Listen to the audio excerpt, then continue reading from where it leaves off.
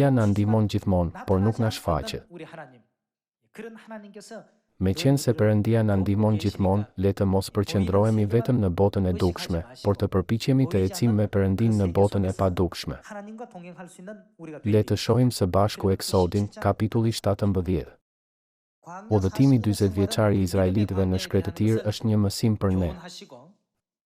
Ai profetizon dhe na mëson se si duhet të jetojmë ndërsa ecim në shkretëtirën e besimit. Le të shohim Eksodin, kapitulli 17, vargu 9.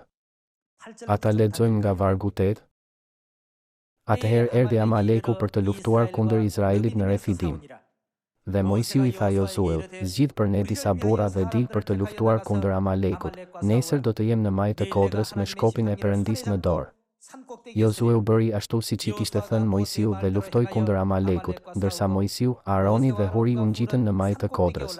Dhe ndodhi që, kur Mojsiu ngrinte dorën e tij, Izraeli fitonte, përkundrazi, kur e ulte dorën, fitonte Amaleku. Tregon betejën e Josues kundër Amalekitëve në Refidim.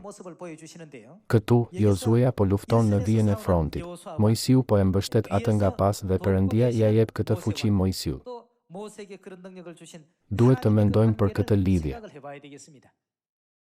Pavarësisht se sa me përvojë dhe i mençur ishte Josueja, gjithçka humbi kuptimin kur Mojsiu uli duar. Për të qenë të saktë, nuk është akti i ngritjes ose uljes së duarve nga Mojsiu që është vendimtar, por fuqia e padukshme e Perëndisë që dikton rezultatin e betejës bazuar në faktin nëse duart e Mojsiut u ngritën apo u ulën. Le të shohim te Eksodi, kapitulli 14, vargu 10. Ndërsa Faraoni po afrohej, bijtë e Izraelit ngritën sytë, dhe ja, egjiptasit marshonin prapa tyre, prandaj patën shumë frikë, dhe bijtë e Izraelit i klithën Zotit. Dhe i thanë Mojsiut, pse nuk kishte varre në Egjipt që na solle të vdesim në shkretëtir? Pse e bëre këtë gjë me ne, duke na nxjerrë nga Egjipti?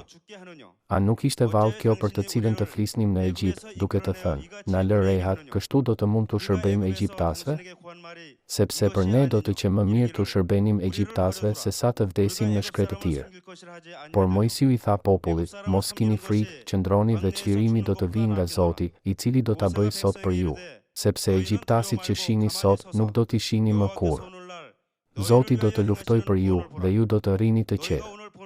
Pastaj Zoti i tha Mojsiut, pse më bërtet mua? U thuaj bijve të Izraelit të shkojnë përpara.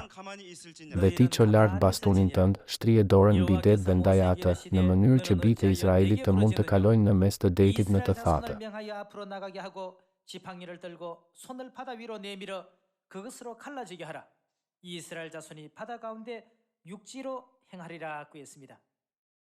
Në botën e dukshme, Mojsiu shtriu shkopin e tij mbi det.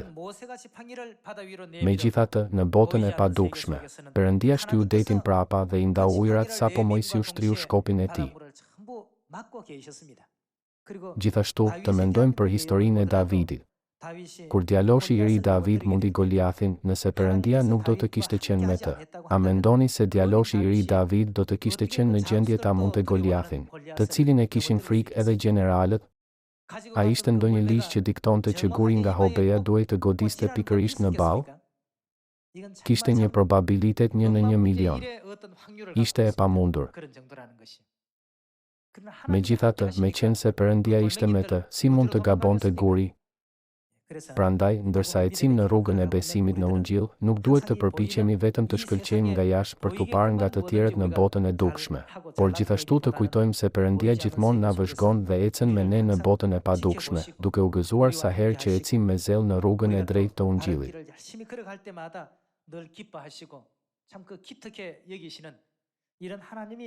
Unë sinqerisht kërkoj që të gjithë ne të kujtojmë Perëndin që është gjithmonë me ne dhe të jemi në gjendje ta përfundojmë garën e ecjes në shkretëtirën e besimit, në mënyrë që të hyjmë në Kanaanin shpirtëror, mbretërinë e përjetshme të qiellit, pa na munguar asgjë.